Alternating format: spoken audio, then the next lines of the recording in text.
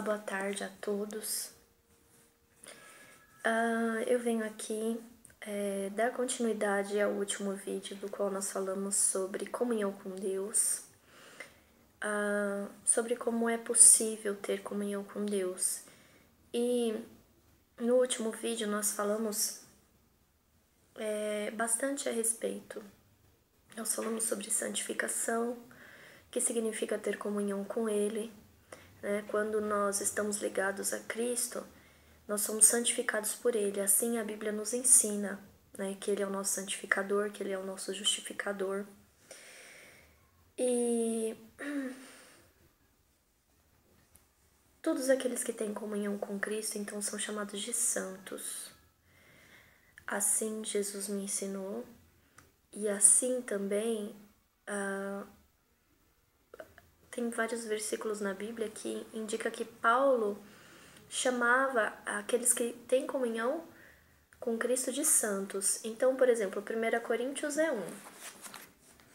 1 Coríntios, capítulo 1, versículo 2, Paulo diz assim, ele está escrevendo a carta para Corinto, aí ele diz assim: a igreja de Deus que está em Corinto, aos santificados em Cristo Jesus, chamados santos. Bem claro, né? Isso é exatamente porque Paulo entendia, assim como eu entendo, que aqueles que têm comunhão com o Senhor Jesus Cristo são santos. E o que é que a comunhão com o Senhor Jesus Cristo traz? O que é que a santificação dessa forma que nós estamos falando traz? Vamos ler lá em Evangelho de João, capítulo 15.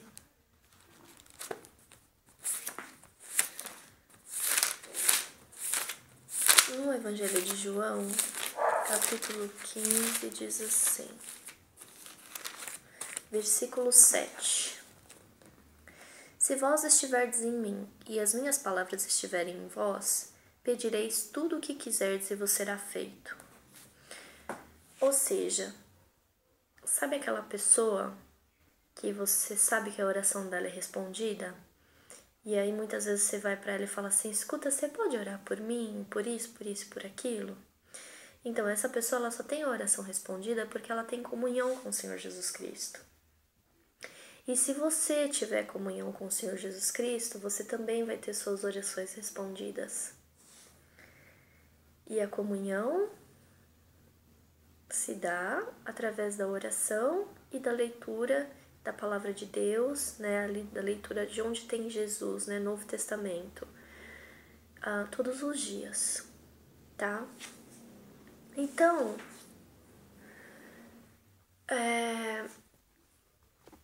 eu quero falar algo sobre a santificação ainda, No último vídeo nós falamos que santificação não significa não pecar mais, mas sim estar ligado a Cristo,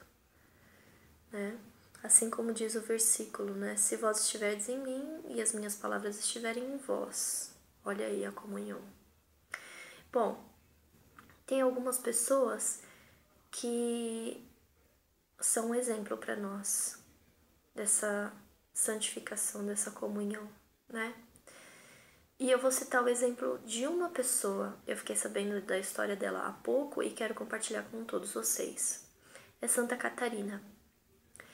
Bom, Santa Catarina, ela era uma mulher da nobreza e ela negou a vida dela, enfim,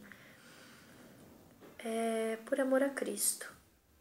Então, ela gostava muito, ela vivia em função de orar, ler a palavra de Deus. O que ela mais gostava era dos 4 evangelhos. Os 4 evangelhos são Mateus, Marcos, Lucas e João. Ali onde fala do nascimento de Jesus Cristo até a ressurreição. E ela gostava também de ministrar. Então, ela ia para as pessoas e falava do amor de Jesus Cristo. Só que Santa Catarina, ela vivia numa época que é a época da perseguição da igreja, a perseguição dos cristãos. Essa época começou após a ressurreição de Cristo e foi até meados do ano 300 a 350. Na época era o imperador Maxêncio e ele sentenciou ela a uma morte com tortura que se chamava a roda, esse instrumento. A roda era um instrumento que tinha pontas e torturava a pessoa até a morte. Bom, então Santa Catarina, antes de entrar nessa roda, ela orou, e a história conta que veio um anjo e despedaçou essa roda. E então Machencio, ele sentenciou Santa Catarina à guilhotina. Antes dela entrar na guilhotina, então ela falou pro carrasco para ele dar um tempinho para ela orar. E ela orou. E quando ela terminou de fazer a oração, ela virou pro carrasco e falou assim: faz depressa o que você precisa fazer, porque Jesus está me chamando. E ali ela não morreu, mas ela foi para a glória, né? Bom, Santa Catarina, ela era um exemplo de comunhão com o Senhor Jesus Cristo.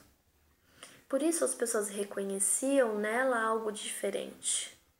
Mas eu não estou dizendo assim que Santa Catarina tem algo especial por ser ela. Eu estou dizendo que Santa Catarina, o que ela tinha de especial é Jesus na vida dela. Assim como você pode ter, assim como eu posso ter, se nós buscarmos Jesus Cristo. Jesus faz com que a luz que há nele resplandeça em nós. Então as pessoas que estão à nossa volta, elas começam a perceber isso. As pessoas olham e falam: nossa, essa pessoa tem algo de diferente, olha, né? Olha, eu vou pedir oração para essa pessoa porque eu tô vendo que ela é de Deus. É a mesma coisa, né? A única coisa é que, assim, por tradição, as pessoas acabaram desvirtuando só um pouquinho da história, porque o que acontece? Essas pessoas são, né, como por exemplo Santa Catarina, ela realmente era santa, assim como Paulo, assim como Pedro, assim como muitos outros, São Roque. Eu conheço também a história de São Roque. A história de São Roque também é um exemplo de dedicação à obra de Deus. Madre Teresa de Calcutá, entre outras pessoas. Mas o que acontece? Essas pessoas, elas são santas, da mesma maneira que nós podemos ser santas. Não significa que eu vou ser colocada em um altar, não significa que você deverá ser colocada em um altar, mas significa que nós podemos buscar a comunhão com o Senhor Jesus Cristo assim como eles tinham. O apóstolo Paulo, por exemplo, ele conheceu Cristo após a ressurreição, né, em uma visão, tudo, né? Só que depois disso ele continuou tendo comunhão com o Senhor Jesus Cristo. Cristo continua falando com ele. E isso é possível acontecer conosco também. Bom, o único problema é que depois de tudo isso, as pessoas desvirtuaram um pouquinho a história, né? E assim como as pessoas pedem a oração para uma pessoa interceder, né? Eles também pedem para esses santos intercederem. Vamos ver o que a Bíblia fala sobre isso? Olha lá. Evangelho de João, capítulo 14, no versículo 13 e 14. E tudo quanto pedirdes em meu nome, eu o farei, para que o Pai seja glorificado no Filho. Se pedirdes alguma coisa em meu nome, eu o farei. Agora eu vou ler para vocês o Evangelho de João, capítulo 16, versículo 23, onde Jesus diz: E naquele dia, nada me perguntareis. Na verdade vos digo que tudo quanto pedirdes a meu Pai, em meu nome, Ele vou-lo há de dar. Então, nesses dois capítulos, nesses versículos, o Senhor Jesus Cristo está nos ensinando a orar. Como então devemos orar? Nesses versículos, Ele está nos ensinando que nós devemos orar ao Pai, em nome do Filho, e que o Filho vai realizar para nós. Então, seja você um santo também. Como diz o nosso Papa, seja você um santo de calça jeans, né? E vamos seguir a comunhão com Cristo, certo?